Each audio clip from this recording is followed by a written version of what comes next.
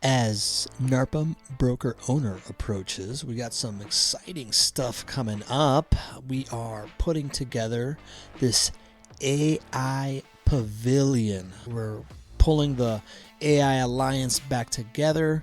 We're hosting a space that is going to be the place to learn about AI in property management. Each one of the partners is giving out something special there as far as like IP, the state of AI report, physically printed, that has been put together by Vendoroo, is going to be officially released there. We're going to print out some newsletters and turn it into a book about how to think about AI in property management. But anyways, because of that, I'm all excited about the AI Alliance and this partnership that I started with Jay Barabee and the AI Summit that we had, where I released a couple pieces of it, but I haven't released all of it. And I wanted to share with you this one because it's our boy, David Normand, the Chief Property Manager at Vendoroo, who you met a couple of episodes ago.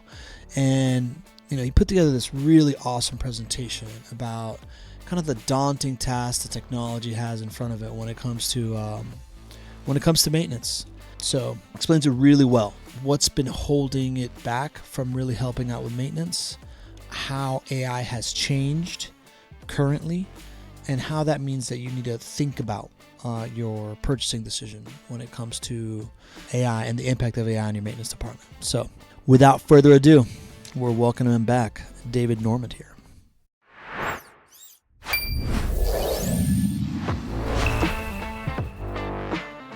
Welcome to the Property Management Frame Breakers podcast. I'm your host, Pablo Gonzalez, and I am here to introduce you to the folks in the property management space that have broken the frame of what you may believe was possible. This podcast is presented by Vendoroo. It is your all-in-one AI solution for resolving your maintenance needs. Let's go. What really brought me into this problem to be solved, right? This maintenance problem to be solved is the guy that I like to call the beating heart of the problem at Vendoroo.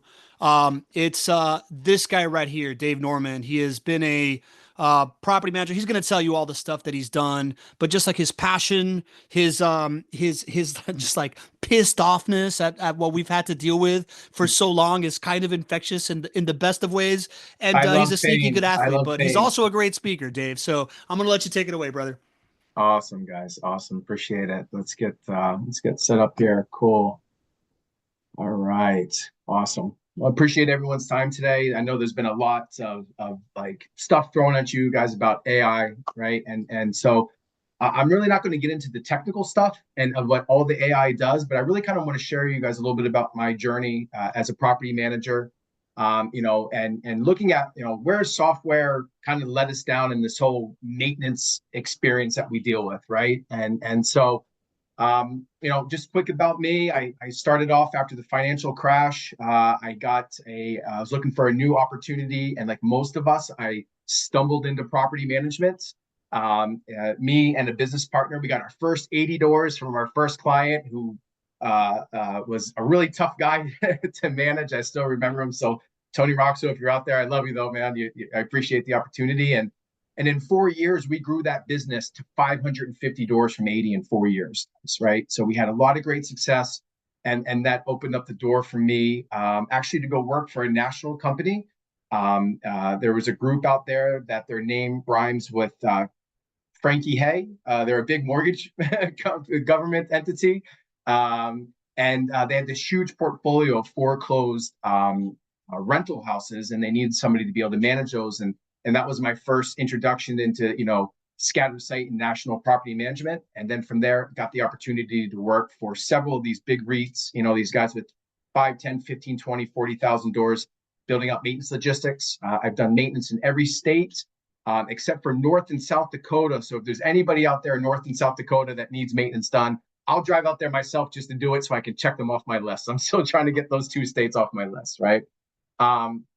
So guys, one of the things that really like I had to come to terms with was early in my career is understanding like the ambulatory mindset, right? And the problems that come out of it in the property management industry, right?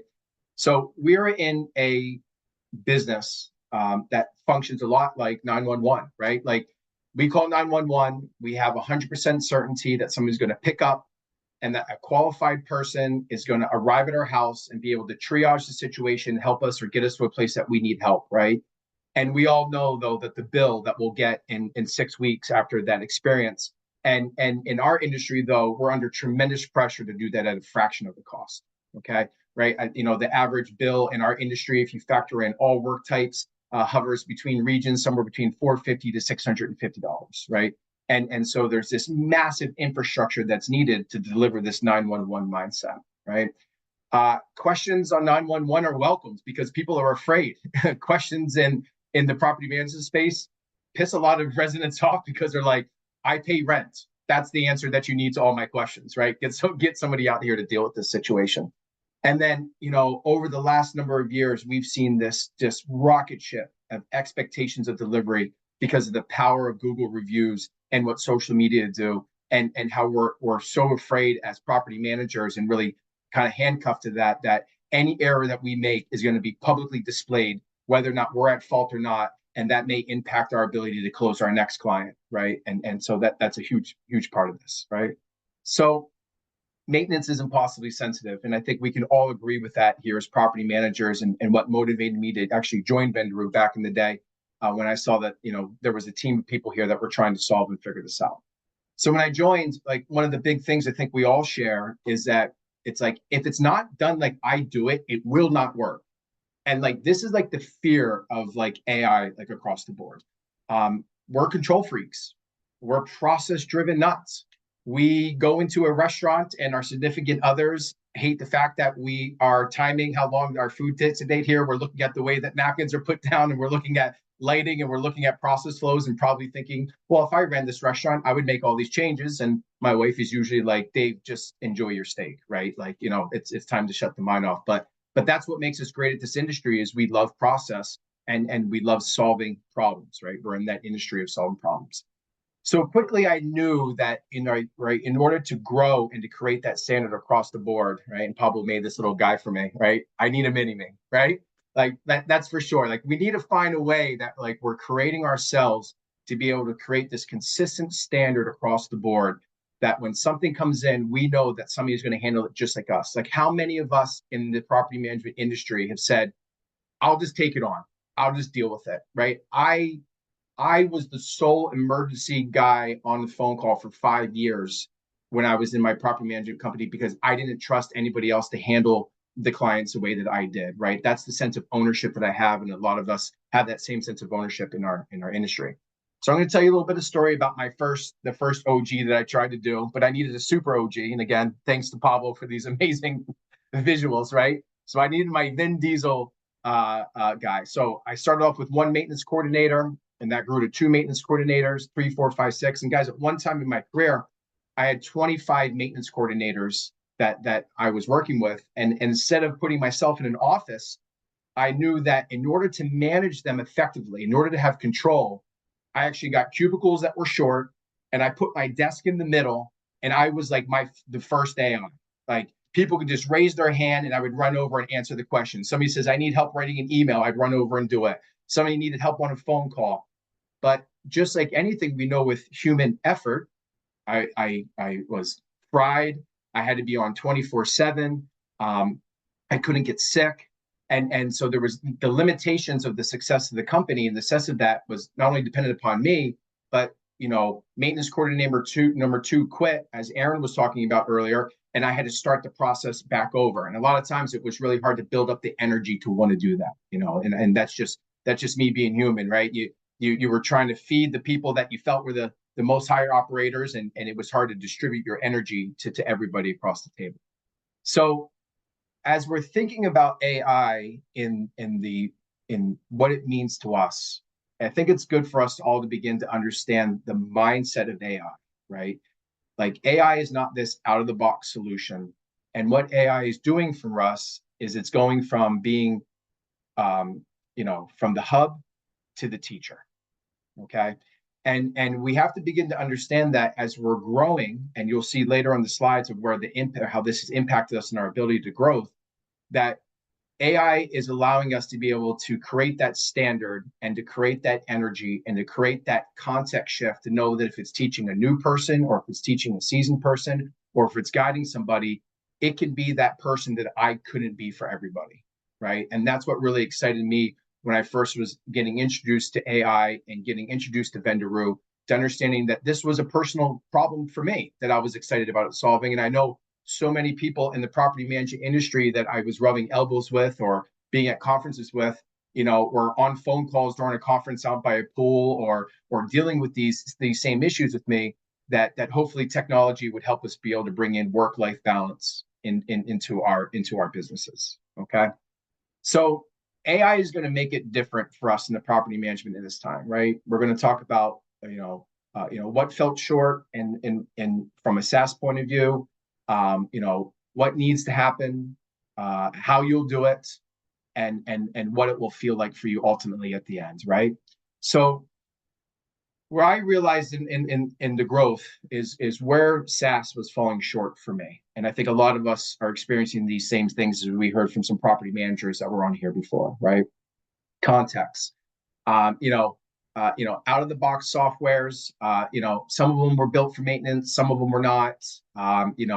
Yes, it was a better spreadsheet. I think a lot of us were still doing a lot of things out of Excel spreadsheets at the time, and maybe some of us are still are because there's certain ways that we're able to view information or certain pieces of data that are important to us. The handoffs were tough, right? Fumbles happen when we hand off responsibility from human to human, and to be able to link ownership and accountability. Again, we heard the word, the scaffolding, and to be able to have that infrastructure in place, right? And then the biggest one that we all know, and I know that from a personal experience and for myself, is relying on a single source of truth, right?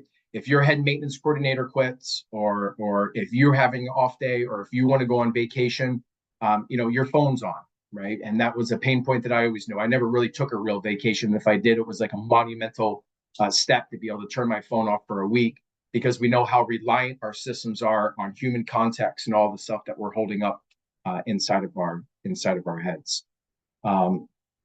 So in order for us as an industry to believe AI, I think that what we're all struggling with and what we're all trying to come to terms with is AI, can it own the outcome, right? Is it going to be able to know the context? Is it going to be able to take the job all the way? Is it never going to be able to quit, right? And for control, in this industry, control is a major need from a lot of us. I think this is where a lot of us are beginning to touch AI for the first time and really to be able to evaluate of whether or not we feel that it's going to be able to own the outcome as good as we can do it, right?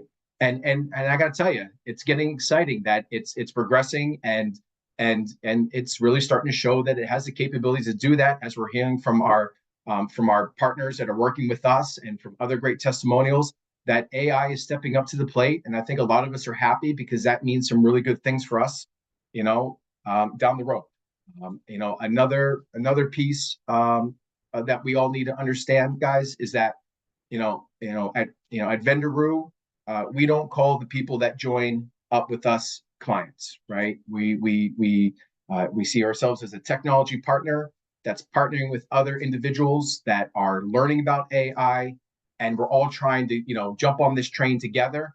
But AI needs a partner, right? It needs people that are willing to put input in, to give it feedback, and to help guide it, and to help it to learn how to meet your needs and to own that outcome for your individual businesses and for your clients and for your owners, right? So that's a real mindset that we need to have about AI and prepare ourselves for that. It needs a partnership, and it's going to need you to get invested into it, right? So this is where we as an industry can start shifting our mindsets a little bit to understanding that when we're working with AI, we can begin understanding the process is the next hire we make is going to be our last hire, right? When we're bringing on this next maintenance coordinator or this next solution, this is the last time that we're going to have to hire this position, right? We've been through the challenges of the local expert, high contextual knowledge, high cost. There's low upside. They kind of already tapped out. They know what they know, and they're a high flight risk. They're usually always looking to move up the ladder and looking for other opportunities, right? Probably the biggest shift in the past 30 years or of technology and processes has been added into property management over the last 15 years, excuse me, has been the adoption of virtual assistants, right? They come in, they're low cost, they have low contextual knowledge. We have to, teach them, help them understand the processes. They have tremendous upside, but again, high flight risk. And now we're in the age of AI. AI is already coming to the plate as graduated from high school. I know a lot about maintenance. I'm going to be able to help you out. I want to learn more from you as an expert. It's very low cost. It's got a tremendous upside. It's going to be continuing to improve day after day. And this is the part that we're embracing in the industry, the understanding that there's zero flight risk. If you're starting your new property management company and you have the desire that this is going to be what you do for the rest of your life for the next 30 years, you can hire this person and bring it all the way through, and you're hiring a 30-year employee. So what are we seeing in the space? This is good for everybody to know.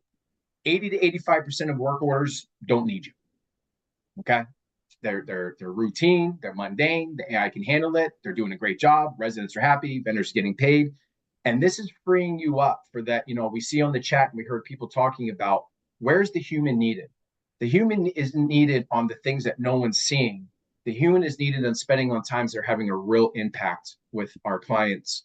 And that's like building your vendor network, building relationships in the community, being able to jump on the phone with an owner, and to be able to impact real change that your clients or people are seeing. And that's what AI is going to free you guys up to do. So I know I'm going through this. Hey, Dave, we're a little bit over, man. Yeah. If you could just land this in the next minute or so, I appreciate it. Yeah. So one of the things that I just want to do for you guys real quick is to show you rail here. So AI, what's it going to do? So before AI, we didn't have fixed cost scaling. This is what every property manager on the left looked like. As you're growing your business, you have huge ups and downs in profit and humans.